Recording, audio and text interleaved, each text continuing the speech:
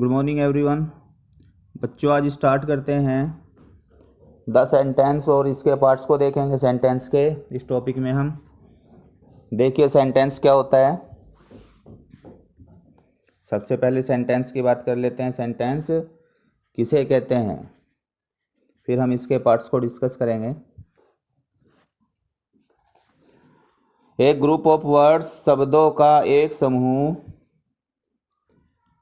Which gives complete sense, जो पूरी sense देता है, इज कॉल्ड सेंटेंस, वाक्य कहलाता है। तो सेंटेंस क्या होता है? ग्रुप ऑफ वर्ड्स होता है जो कंप्लीट सेंटेंस देता है, उसे हम सेंटेंस कहते हैं।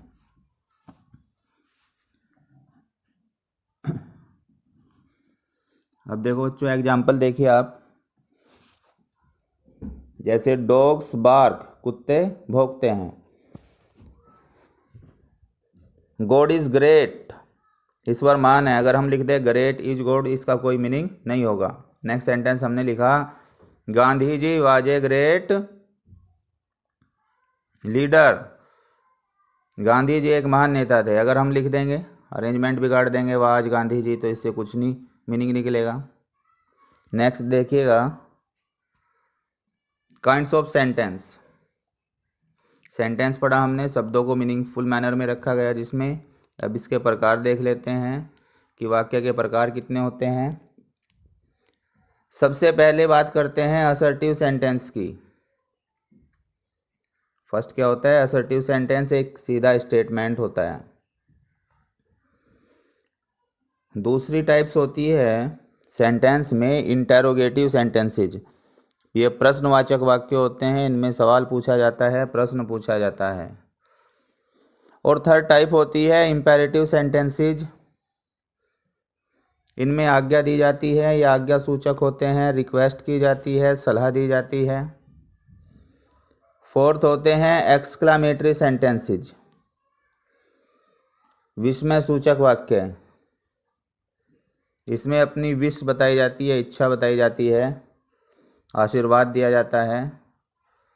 तो असर्टिव का मीनिंग लिखिए पहले। असर्टिव सेंटेंसेज क्या होते हैं?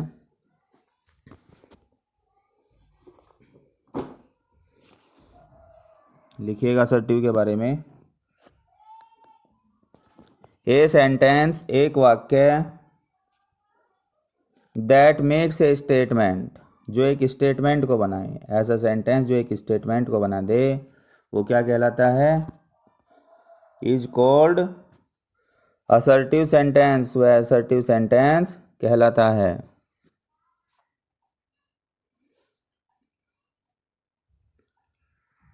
अब आगे देखो बच्चों,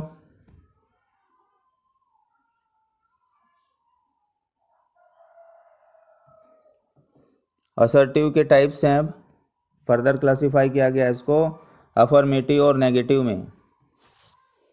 असर्टिव का फर्दर क्लासिफिकेशन क्या हो गया? अफर्मेटिव और नेगेटिव।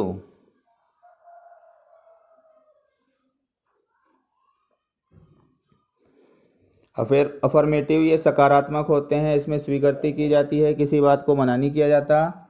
जबकि नेगेटिव में रिजेक्शन होता है, नकारात्मक वाक्य होते हैं, स्टेटमेंट में मना की जाती है। अफर्मेटिव का एग्जांपल देखिए, जैसे सी हैज़ ए कार, उसके पास एक कार है, यहाँ पर एक्सेप्टेंस है, यहाँ पर रिजेक्शन देखिए कैसे। सी हैज़ नॉट ए कार, उसके पास एक कार नहीं है, यहाँ ना होना बताया गया है। अब सेकंड टाइप देखिएगा सेंटेंस की, इंटरोगेटिव सेंटेंसेज, जिसमें प्रश्न पूछा जाता है, प्रश्नवाचक वाक्य होते हैं। लिखिएगा इसका मीनिंग लिखिए। ए सेंटेंस एक वाक्य, दैट आस्क्स ए क्वेश्चन, जो एक सवाल को पूछता है। A sentence that asks A question, एक वाक्य जो एक सवाल को पूछता है, is called an interrogative sentence, एक इंटेरोगेटिव सेंटेंस कहलाता है, प्रश्नवाचक वाक्य कहलाता है।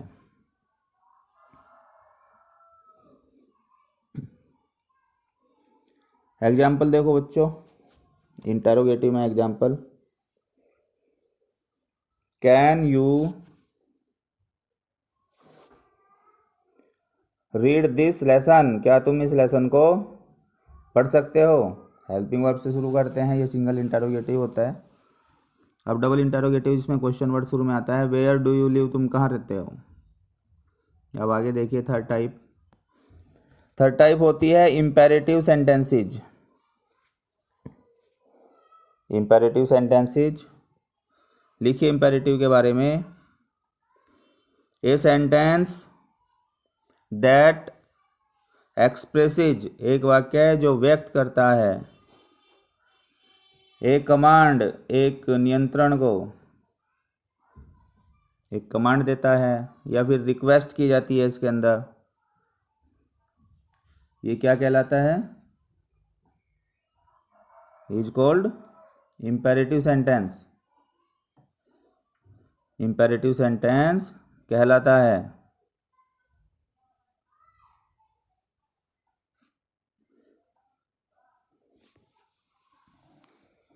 एग्जाम्पल देखिए इम्पेरेटिव सेंटेंसेज में।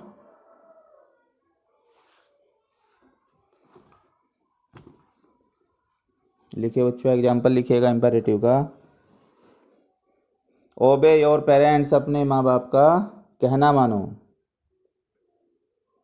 या नेगेटिव फॉर्म क्या होती है, डू नॉट से शुरू करते हैं। Do not make a noise, शोर मत करो। यहाँ पर जो सब्जेक्ट यू होता है छिपा रहता है, ये वर्ब की फर्स्ट फॉर्म से शुरू होता है।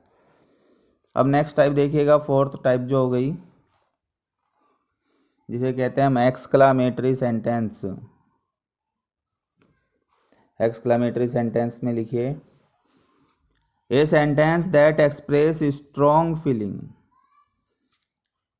दैट एक्सप्रेस स्ट्रॉन्ग फीलिंग, एक वाक्य जो स्ट्रॉन्ग फीलिंग को व्यक्त करता है,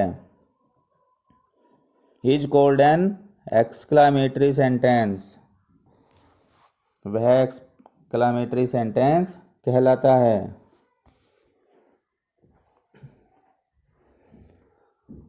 एग्जाम्पल से समझिए बच्चों। यहाँ पर आश्चर्य की बात बताते हैं या कोई दुख की बात हुई है या बहुत खुशी की बात होती है, तो इस तरीके की भावनाएं। एग्जाम्पल में जैसे हाउ ब्यूटीफुल यू आर, तुम कितने सुंदर हो। Hurrah we have won the match, हमने मैच को जीत लिया है। मार्क्स, एक्सक्लेमेशन मार्क्स लगा होता है। चलिए अब आगे बात करते हैं। एक्सक्लेमेटरी के बाद ऑप्टेटिव सेंटेंस भी होता है।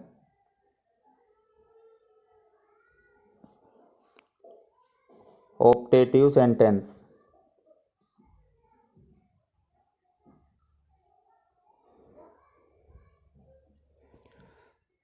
ईश्वर से प्रार्थना की जाती है, यहाँ पर इच्छा की जाती है कि ईश्वर तुम्हारी दीर्घायु करे। इस तरीके के सेंटेंस यहाँ यूज़ होते हैं। एग्जाम्पल में जैसे मे यू लिव लॉन्ग, तुम्हारी दीर्घायु हो।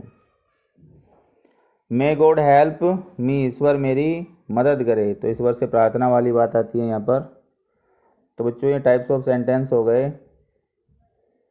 अब हम सेंटेंसेस के टाइप्स के बाद में देखते हैं पार्ट्स ऑफ सेंटेंस, वाक्य के हिस्से।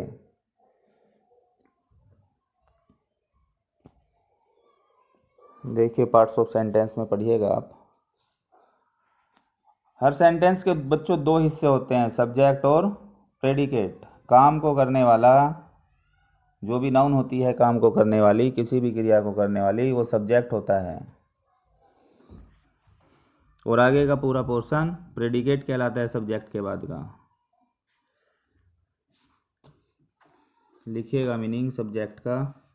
The part which names, the part वे हिस्से, विच नेम्स द पर्सन, जो व्यक्ति के नाम को बताएं, और थिंग या उस चीज़ के नाम को बताएं, वी आर स्पीकिंग अबाउट, जिसके बारे में हम बातें कर रहे हैं।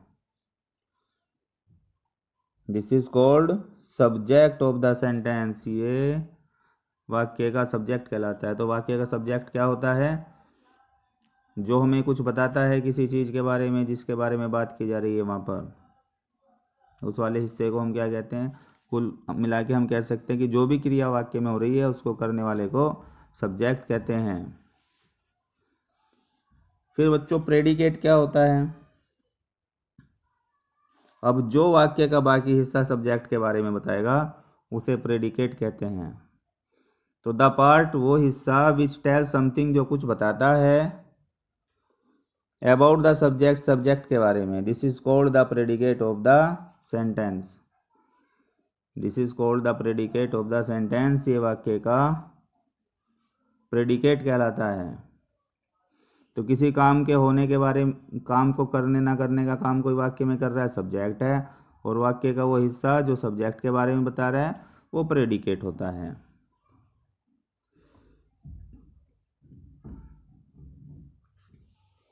अब आगे लिखिएगा बच्चों, सब्जेक्ट क्या होता है, अक्सर शुरुआत में आता है वाक्य के। The subject of a sentence, एक वाक्य का सब्जेक्ट यूजुअली साधारणतः कम्स फर्स्ट, पहले आता है। जब भी हम सेंटेंस शुरू करते हैं जनरली सब्जेक्ट कहाँ आता है, शुरू में आता है। लेकिन इम्पेरेटिव के अंदर सब्जेक्ट यू छिपा रहता है। इम्पेरेटिव सेंटेंस में सब्जेक्ट नहीं आता शुरू में, वो छिपा रहता है। एन इम्पेरेटिव सेंटेंस, इन इम्पेरेटिव सेंटेंसेज, इम्पेरेटिव सेंटेंसेज के अंदर the subject is left out, subject को छोड़ दिया जाता है। यहाँ पर हर जगह हम क्या मानते हैं कि सब्जेक्ट क्या है, यू है जो छिपा हुआ है। Here the subject you is understood, यहाँ पर यू सब्जेक्ट को अंडरस्टूड किया जाता है, समझा जाता है।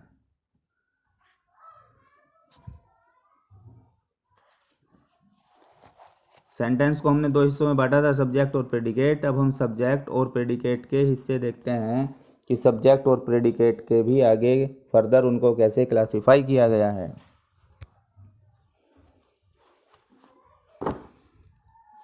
देखो बच्चों, सब्जेक्ट के बारे में देख लेते हैं पहले कि सब्जेक्ट में एक क्वालिफायर होता है और एक मेन वर्ड होता है। क्वालिफायर होता है विशेषता प्रकट करने वाला शब्द। वे शब्द जो विशेषता बताएंगे क्वालिफायर कहलाते हैं। जब क्वालिफायर को भी फर्दर डिवाइड किया गया, डिटरमाइनर, एडजेक्टिव और एडजेक्टिव फ्रेज।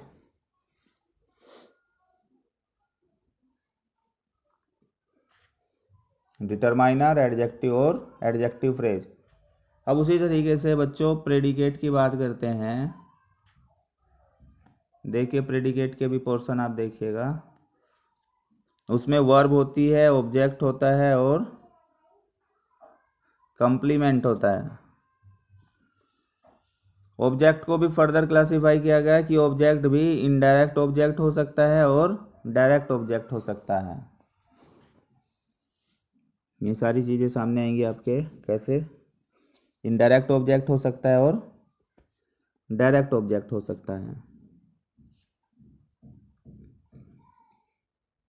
डिटरमाइनर क्या होता है बच्चों?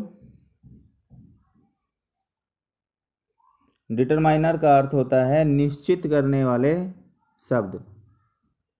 निश्चित करने वाले शब्द लिखिएगा यहाँ पर, ये विशेषता को कट कर दीजिए। ये डिटरमाइनर नहीं होता, ये होता है क्वालिफायर।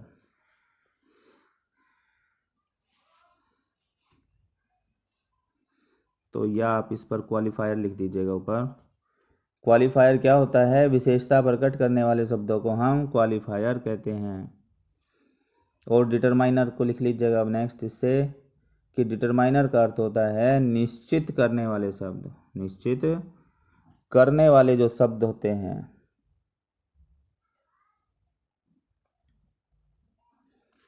जैसे एग्जाम्पल में देखिए, जो आर्टिकल होते हैं हमारे, आर्टिकल 3 होते हैं ना, ए एन और द।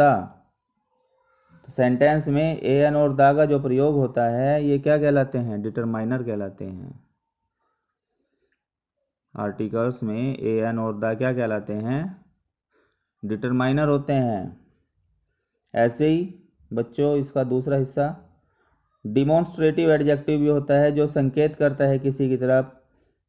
जैसे दिस, यह, ये संकेतक संकेतवाचक होता है, संकेत करता है, ये करता है। जैसे दिस, दिस मीन्स यह है, दैट मीन्स वह है, दीज मीन्स ये, दोज मीन्स वे। इसके बाद आता है पजेसिव एडजेक्टिव। पजेसिव होता है संबंधवाचक, जो संबंध को बताए। जैसे माई मेरा, दिस इज़ माई पेन, ये मेरा पेन है, तो संबंध बता रहा है my, our, your, his, her, their, its. ये प्रोनाउन में पजेसिव केस में लिखते हैं हम इन सबको। अब नेक्स्ट होता है इसमें एडजेक्टिव्स ऑफ क्वांटिटी, और या इसको एडजेक्टिव ऑफ नंबर भी कहते हैं। एडजेक्टिव ऑफ क्वांटिटी जो मात्रा को बताता है या संख्या को बताता है, या फिर क्या आ गया एडजेक्टिव ऑफ नंबर्स। इसमें क्या एग्जाम्पल्स हो गए बच्चों? सम, सम मीन्स कुछ, या फिर एनी, मच। इसके बाद क्या होगा? Many, all, both, few, little, each, every, either, neither.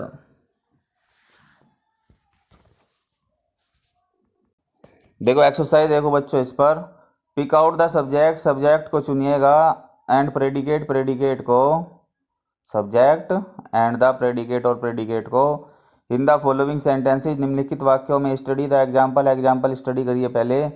Birds fly, पक्षी उड़ते हैं, तो इसमें सब्जेक्ट काम करने वाला क्या हो गया? बर्ड सब्जेक्ट हो गया, और आगे का जो हिस्सा बच गया जो सब्जेक्ट के बारे में बता रहा है कि वो उड़ता है, इसको प्रेडिकेट बोल दिया। फिर नेक्स्ट एग्जाम्पल देखिए, the sun rises in the east, सूरज पूरब में निकलता है, तो यहाँ पर सब्जेक्ट क्या हो गया बच्चों? द सन, निकलने का काम यही कर रहा है, और आगे का जो पोर्शन बच गया राइजेज इन द ईस्ट, ये प्रेडिकेट हो गया। फिर नेक्स्ट सेंटेंस है, my elder brother lives in Agra, मेरा बड़ा भाई आगरा में रहता है, तो माई एल्डर ब्रदर यहाँ पर सब्जेक्ट हो गया, लिव्स इन आगरा क्या हो गया? प्रेडिकेट हो गया। अब इससे आगे का वाक्य देखिएगा, वाक्य number 4, the boys in my class are very hard working, मेरी कक्षा के लड़के बहुत कठोर परिश्रम करने वाले हैं, तो the boys in my class subject हो गया, और predicate are very hard working, ये प्रेडिकेट हो गया। नेक्स्ट सेंटेंस देखो, डांसिंग वाज हर हॉबी, नृत्य करना उसका शौक था, तो यहाँ पर डांसिंग क्या है? सब्जेक्ट है, और वाज हर हॉबी उसका शौक था, ये प्रेडिकेट है। अगले सेंटेंस में, to love our neighbours is to love God, अपने पड़ोसियों से प्रेम करना ईश्वर से प्रेम करना है, तो to love our neighbour subject हो गया, और is to love God predicate हो गया। There lived a rich man in my village, मेरे गांव में एक अमीर आदमी रहता था, तो यहाँ पर देयर सब्जेक्ट का काम कर रहा है, और आगे का जो पोर्शन बच गया lived a rich man in my village, ये प्रेडिकेट हो गया। अभी एक्सरसाइज में जैसे डॉग्स बार्क, कुत्ते भौंकते हैं, तो यहाँ पर डॉग सब्जेक्ट है और बार्क प्रेडिकेट है। The sun sets in the west, तो द सन क्या हो गया? सब्जेक्ट हो गया, और sets in the west predicate हो गया। Silver is white, silver subject है, इज वाइट प्रेडिकेट है। गोल्ड इज येलो, तो गोल्ड और इज येलो, और नेक्स्ट में गर्ल्स लेफ्ट में गर्ल्स सब्जेक्ट, स्लेप्ट प्रेडिकेट्स, इसमें स्विमिंग हो गया बच्चों सब्जेक्ट, आगे का हिस्सा प्रेडिकेट है। यहाँ पर स्मोकिंग सब्जेक्ट, आगे का पोर्शन प्रेडिकेट है। यहाँ पर ईट हो गया, अगले में भी ईट है। 19 में देयर, ये सब्जेक्ट है, आगे का पोर्शन प्रेडिकेट बच जाता है, सिंपल। ऐसे ही यहाँ देखिए सेकंड में, अब दूसरी रो में चले गए, नंबरिंग बिगड़ रही है सेकंड, तो शुरुआत में जो उठा रहे हैं हम, ये सब सब्जेक्ट है, और आगे का जो ये पोर्शन आप देख रहे हो, ये सब क्या है बच्चों? प्रेडिकेट है। तो ये कंप्लीट करना है आपने खुद, सब्जेक्ट प्रेडिकेट अलग अलग करने हैं आपको इसमें से। देखो जैसे सेंटेंस नंबर 20 देखिए, the yellow flower in my garden are very beautiful, the yellow flowers क्या हो गया? सब्जेक्ट हो गया। In my garden are very beautiful, ये क्या हो गया? इसका ऑब्जेक्ट हो गया। अब ये देखिए नेक्स्ट एक्सरसाइज में पिक आउट करना है सब्जेक्ट और प्रेडिकेट, यहाँ से भी आपने सेंटेंस में से, जैसे the cow is clever bird, तो यहाँ पर द काउ क्या है? सब्जेक्ट है, और इज ए क्लेवर बर्ड क्या है? सॉरी, क्रो, क्रो होता है ना पक्षी, तो क्रो सब्जेक्ट है, और इज ए क्लेवर बर्ड क्या है? प्रेडिकेट। दूसरे में द बॉय वेप्ट लाउडली, जोर से रोया लड़का, तो दैट बॉय सब्जेक्ट हो गया प्रेडिकेट में। अब यहाँ देखो थर्ड की बात कर रहे हैं, इसमें योर यंगर ब्रदर क्या है? सब्जेक्ट है, और प्रेडिकेट में क्या है? As in my class. अब सब्जेक्ट के पार्ट्स बता दिए। योर जो बताया गया है ये डिटरमाइनर है, और एडजेक्टिव यंगर विशेषता बताने वाला, और जो हेड वर्ड है नाउन वो ब्रोदर है, 3 हिस्से हो गए उसके। फोर्थ में देखो, a clever fox was standing under the tree, तो यहाँ पर ए क्लेवर फॉक्स सब्जेक्ट हो गया, was standing under the tree predicate हो गया। अब सब्जेक्ट के हिस्से हैं, ए तो डिटरमाइनर कहलाया ये। अभी एक्सरसाइज है बच्चों, इसी तरीके से आपने इनको क्लासीफाई करना है। The sun is very hot, the sun subject हो गया, इज वेरी हॉट क्या हो गया, ऑब्जेक्ट हो गया। फ्यू मैन सक्सीड, कुछ लोग सफल हो गए, तो फ्यू मैन सब्जेक्ट हो गया और सक्सीड प्रेडिकेट हो गया। तो इसी तरीके से करते जाएंगे बच्चों आप इसको, सब्जेक्ट और प्रेडिकेट का वर्क कंप्लीट करेंगे इस एक्सरसाइज में। सब्जेक्ट अलग से लिखेंगे और प्रेडिकेट को अलग से लिखेंगे। जैसे सेंटेंस नंबर देखिएगा आप 9 देखिए, N honest man is respected, एक ईमानदार आदमी का सम्मान किया जाता है, तो एन ऑनेस्ट मैन सब्जेक्ट था, इज रेस्पेक्टेड प्रेडिकेट। फिर एक clever boy was weeping near A well, एक चालाक लड़का कुएं के पास रो रहा था, एक क्लेवर बॉय सब्जेक्ट हो गया, was weeping near A well predicate. An old tiger was sitting under a tree, एक बूढ़ा टाइगर कहाँ बैठा था, पेड़ के नीचे। ऐसे 12 में हिज एल्डर ब्रदर शाउटेड, उसका बड़ा भाई चिल्ला, तो हिज एल्डर ब्रदर सब्जेक्ट, बाकी प्रेडिकेट हो गया।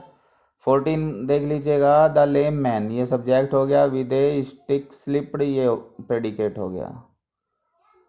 16 में सेम रूल आप फॉलो कर रहे हैं, सब्जेक्ट और प्रेडिकेट को ढूंढने का। अब आपको रीऑर्डरिंग करनी है सेंटेंस की, पहले सब्जेक्ट रखना है और फिर प्रेडिकेट को रखना है। जैसे एग्जाम्पल 1 में खाली जगह दी है, केम यस्टरडे और फिल इन द ब्लैंक्स में ओल्ड माई फ्रेंड्स है, तो क्या हो जाएगा, माई ओल्ड फ्रेंड्स, मेरे पुराने मित्र, केम यस्टरडे कल आए थे। फिर सेकंड देखिए बच्चों, ओबेज हिज एल्डर्स और बॉय ए गुड, तो क्या हो जाएगा, ए गुड बॉय, एक अच्छा लड़का, ओबेज हिज एल्डर्स, अपने बड़ों का सम्मान करता है। थर्ड में क्या लिखा हुआ है, talk dolls new those new dolls, में नई डॉल्स टॉक बातें करती हैं। तो ये एक्सरसाइज दे रखी है जो आपको फिल करनी है, रीऑर्डरिंग करनी है इनकी। माई ओल्ड टीचर, पहले में क्या भर देंगे, my old teacher. Taught me English, second में क्या भर देंगे, the green bulb fused yesterday. फिर थर्ड में a little girl came here. Fourth में क्या हो जाएगा, your younger brother is careless. फिर उससे आगे, a good boy obeys his teachers. फिर उससे आगे, दोज रेड मैंगोज। फिर नेक्स्ट में, these red apples, the poor boy, my elder sister, a blind man, brave soldiers, N honest man, some naughty boys, the brave pupil. तो इनको हमने reordering कर दिया। ये एक्सरसाइज कंप्लीट करेंगे आप रीऑर्डरिंग की। अब यहाँ पे आगे बच्चों ये कंप्लीट हो गया।